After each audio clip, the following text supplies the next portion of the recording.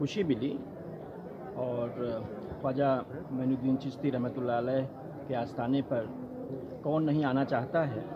क्योंकि आपने जो प्यार मोहब्बत का पैगाम और संदेश इस पूरी दुनिया को दिया,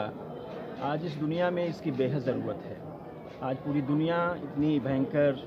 बीमारी से जूझ रही है और आज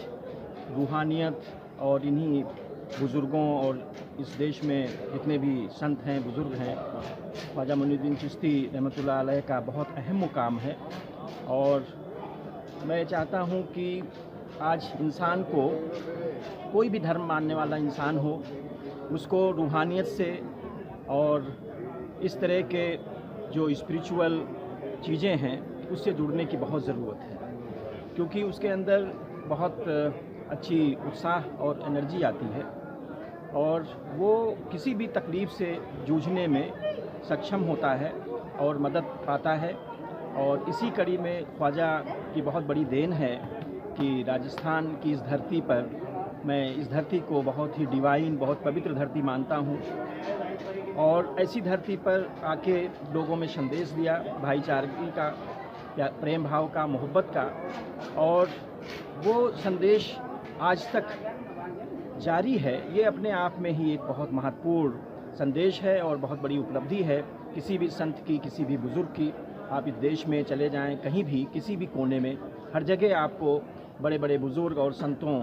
का जो है आस्थाना मिलेगा। और बहुत बड़ा काम किया है देश को बांधने के लिए, देश को एकजुट एक धागे में पिरोने का काम किया है जो इन्हीं संतों ने किया है। मैं बेहद खुशनसीब हूँ कि यहाँ मुझे आने का मौका मिला और आपकी दुआओं, आपके आशीर्वाद मुझे प्राप्त करने का यहाँ जो मौका मिला है, मैं बहुत बहुत अजमेर में आभारी आप हूँ। आए हैं, किस तरह की जो अब भेजा गया है, क्या मीटिंग लेने की किस तरह की समस्या गए हैं? नहीं, मैं अपने हिसाब से ही आया हूँ और ये तो अन्ना सागर और जो हमारा पुष्कर झील है उसके बारे में मुझे एक बैठक करके बात करनी है कि इन झीलों को हम कैसे बचा सकते हैं। भारत सरकार की एक वेटलैंड्स यानी झीलों के ऊपर एक कमेटी है पर्यावरण मंत्रालय की,